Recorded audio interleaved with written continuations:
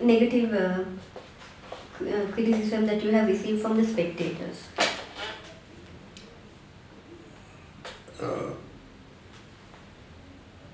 There were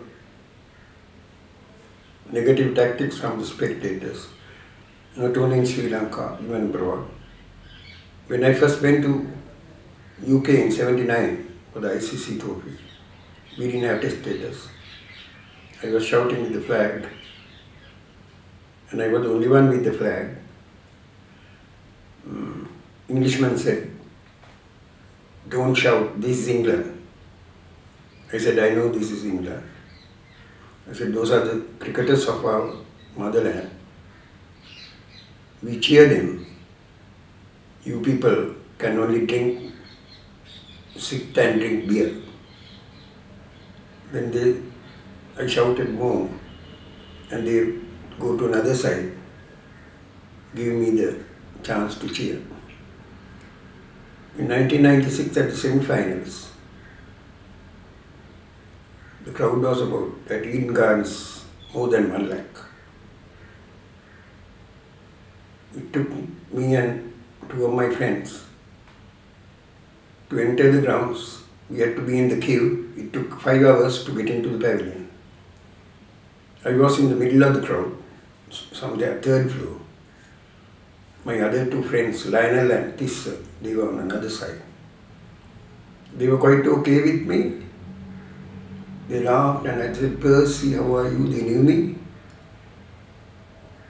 Later on, when they were losing the match, they were very arrogant. They didn't allow me to sit. They didn't allow me to get up and wave the flag. They started hooting. They started throwing apples, mangoes, grapes, eggs. My t-shirt was something like a fruit salad. Then I looked back, Asuddin and them, they were hiding. Our people came. My flag had gone to pieces. It was not that damaged, but not in a condition to wave now. Some people tried to take the flag from me, but I didn't allow them, I just kept it with me. Then Arjuna saw from their cricketer's coach and shouted and said, "Percy uncle, come, come, come." Then myself and the 2 friends went in there. In that coach we went to their hotel, and from there we went to our hotel. Otherwise, I don't think we should have been living today.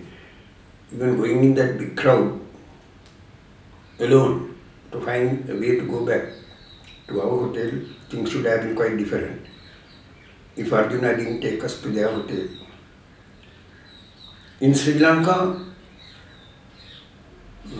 good old days, I didn't have the flag. 30 years without the flag and 30 years with the flag. In Sinhalese I used to tell, "Kodiya natuwa avuruddu 30, kodiyai godiyai atu avuruddu 30." So some people used to call me Pissu Percy. I never get alarmed. I take it up with a smile.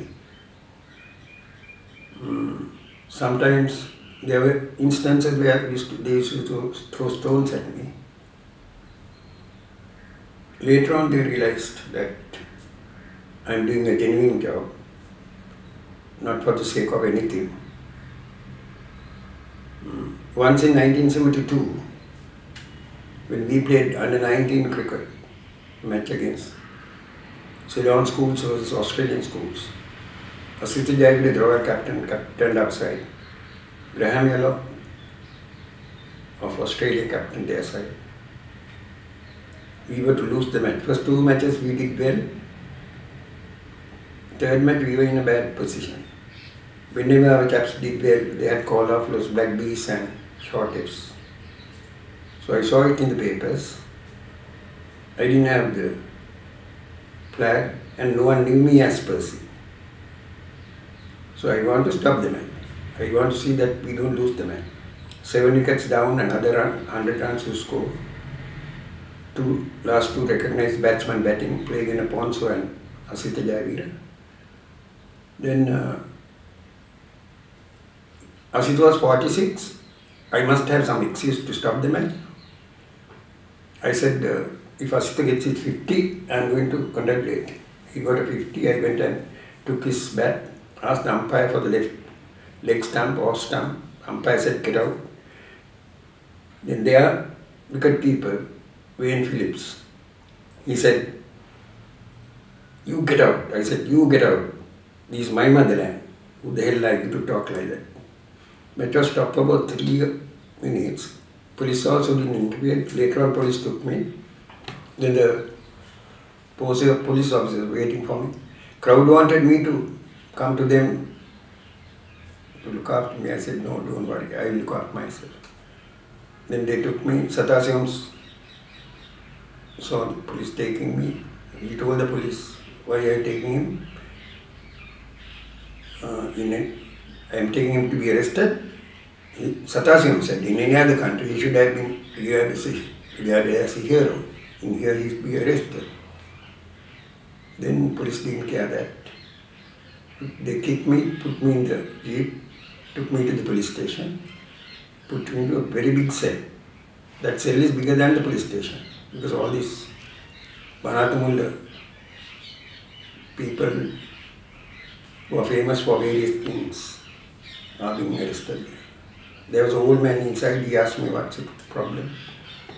I said this. They said, but police, they are not sportsmen, they don't know. So what na kama, and a lot of things. Then later on, the policemen were very friendly with me because Satyn had got hold of the IGP and DIGs. He started not to do anything. They got 2 buns and plain tea to me. So I didn't take the bun, but I gave the bun to that man and had the plain tea. Then I was released by about 10:30, 11 in the night. Satyn had sent 100 rupees to bail me out. By the time I went down, there were about 300 to 400, about 500 people waiting outside the police station to see me being released.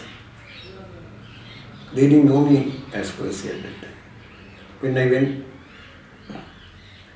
all my other friends were there to take me. They all started clapping. I asked them in Sinhalese, "Mokada match එක දුන්නේ?" They said, "ඔයාට පින් සිද්ධ වෙන්න. match එක draw වුණා." Then I said in Sinhalese, "මට පින් සිද්ධ වෙන්න ඕනේ. පරදේශක්කාරයන් අපේ රටට ඇවිල්ලා. අපේ අය හොඳට කරනකොට අපේ අයට කළුව අඟුරු මිට්ට කියලා අපාසාත්මක වචන පාවිච්චි කරනවා නම් ඒවට ප්‍රතිඋත්තර දෙන්න. අපි වගේ පිස්සෙක්වත් මේ රටේ නැත්තම් මේක ඉඳලා නැහැ කියලා. Then they took me to a Havelock Sports Club and celebrated the law till about 3 o'clock in the morning. Next day morning, next day evening Observer, there was a big article about the match. Match was drawn and myself hugging Asita Jayavira. And the heading was, "Happy supporter hugs and kisses Jayavira after completing his half century." So these are some of the things that happened with the spectators, with the police, and with various characters when I was supporting my motherland.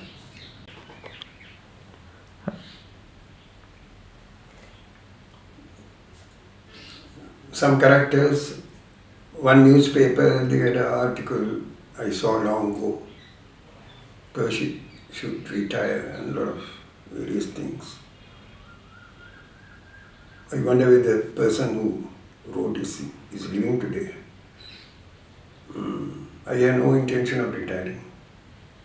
The thing I started off my heart, with my knowledge, with my talent, and even foreign journalists I mentioned in their magazines and papers that I am the first, best and the oldest one-man cheer squad in the world. I don't know, I don't see that I am the best or anything. But whatever said and done, the subject I have mastered so much, I will do it